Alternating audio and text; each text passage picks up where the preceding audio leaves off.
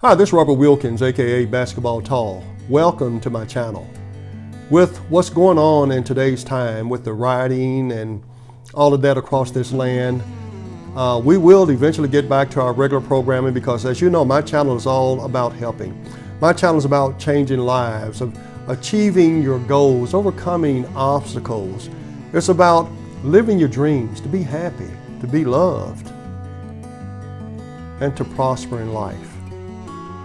But right now, with what's going on, I think it's important that we continue to address a few issues, okay? So bear with me, don't turn away.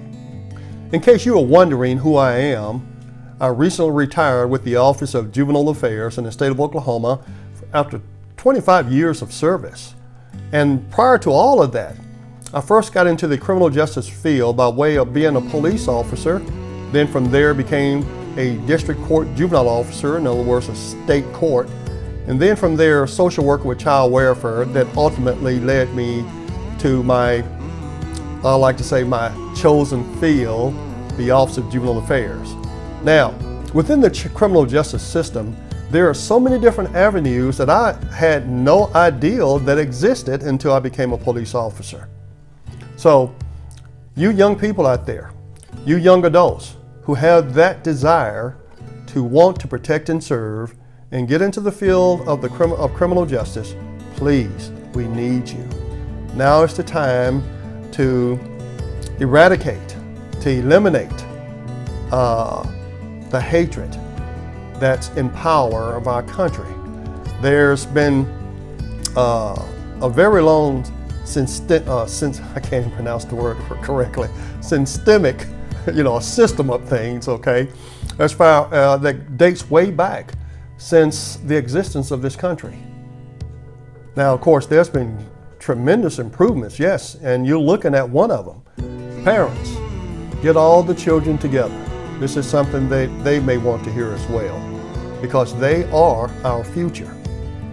I was looking at a photograph recently of my son in his 4th grade year playing basketball, in which I was the basketball coach. And I looked at that team, and I looked at all the diversity on that team, the face of America. And those kids today are in their mid-20s.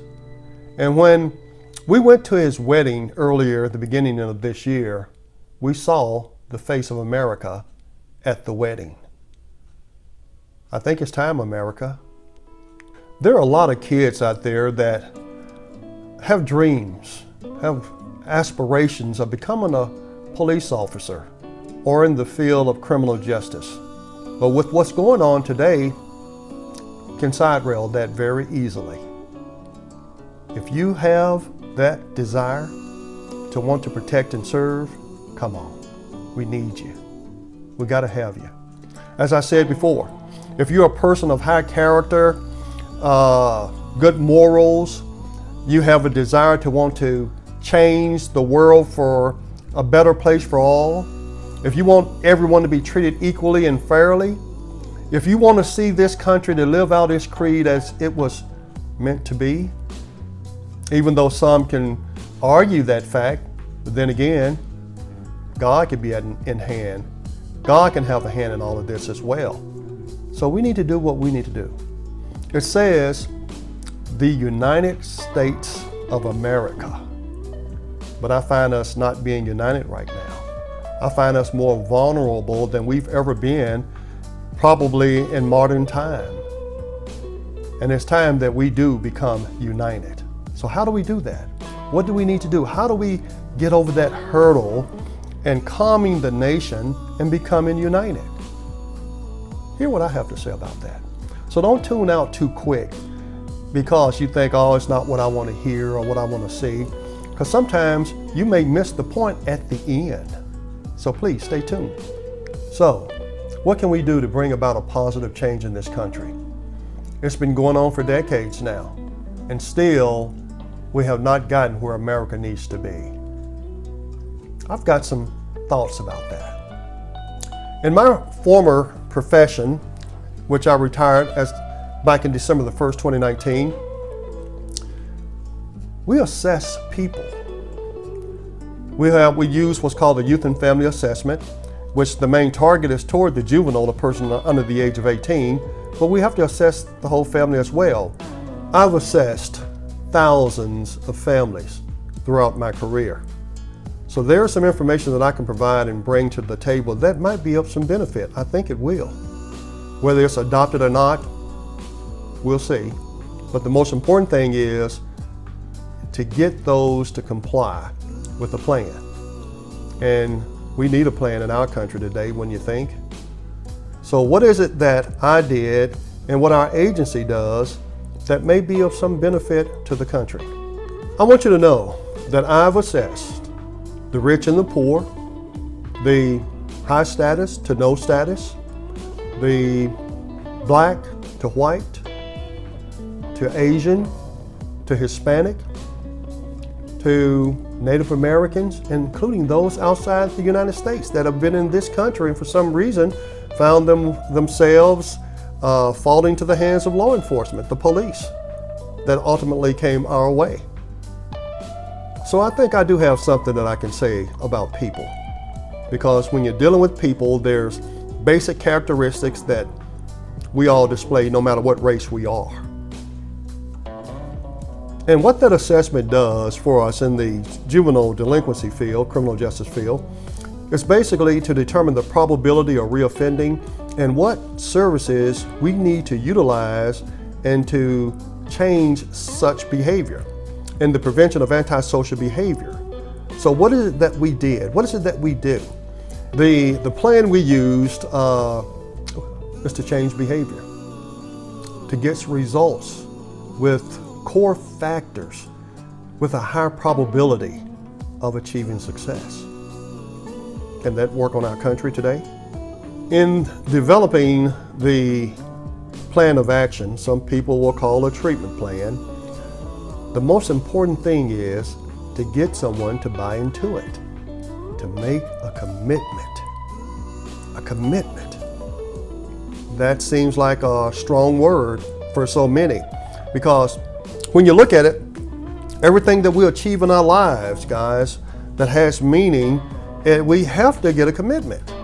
Whether it's going to church, going to school, going to work on time, being consistent in whatever we do, we have to have that commitment. So what if our country made a commitment to change our practices, a commitment to hear the voice of others, a commitment to break down barriers that have always quashed so many people, held so many people down from getting ahead. I can see why people of certain positions want to maintain the status quo when it doesn't interfere with their livelihood. But what about everybody else? Can we bring everybody else up to the same standards? Of course, we know education is always going to be important in whatever we do. Albert Einstein, the great physicist of the 20th century, once wrote, he said that peace cannot be kept by force. It can only be achieved by understanding. Think about that. A man with such a great mind, who we all accredit so many things for, telling us that peace cannot be kept by force. It can only be achieved by understanding. Are we understanding each other? There are a lot of good people in this world. Keep in mind, I would not be sitting before you here today if there wasn't. You may not have the great job that you have right now if it wasn't. Yes, sacrifices have been made. People have died throughout the generations. But still, somewhere along the line, there were good people that stepped up and interceded in some form or fashion, and that's why we're much better than what we used to be. But we're getting there. We're getting even better than where we're going to be. We're going to get there, guys. So, young America, keep dreaming. Write down what your dreams are in life, your goals. What do you want to be? What do you want to do? What do you want to see happen in this country? Have dreams. Have dreams like the Wright brothers. While they were on the sand dunes in Kitty Hawk, you probably had people making bets that they wouldn't even get off the ground. But the same people were congratulating them and want to be a part of their great enterprise after it was successful. Let's take a look at Henry Ford. Henry Ford went to numerous banks to borrow a little money to help mass produce the horseless carriage. He got shot down so much, for many of us, we would have given up a long time ago, but he didn't. Because we're only just looking for one, just that one, that can make a difference in our lives. And I like to always keep Martin Luther King in the mix of things, because he had a dream. And then, you have people in today, they don't like Martin Luther King, all because of race. But overall, he was a good man. And his dream was that his 4 little children would not be judged by the color of their skin, but by the content of their character. And that's what I've always tried to do, guys. Live up to that by having good character. Am I perfect? No, but neither are you. We all have a long way to go. But we call ourselves as a nation, a Christian nation. So we abide by God's laws in the direction that is bestowed upon us in the Holy Book. We shouldn't have any problems, should we? So we're so Christian, and especially our white brothers and sisters that are Christian, what are we doing? Isn't it time that we stand up? Isn't it time that we do what God wants us to do? I love you. I love this country. This is my home. I'm going to die here. I'm not going anywhere, neither is anybody else. Why would I? I don't know anywhere else to go. This is my home. Come on, America. Let's live up to what we know we're supposed to be doing here. Let's display some kindness. Let's display some love, because love will trump everything all the time. We want peace. We want happiness, but we also want to be equal in everything that this country has to offer. This is America, but let's make it the United States of America.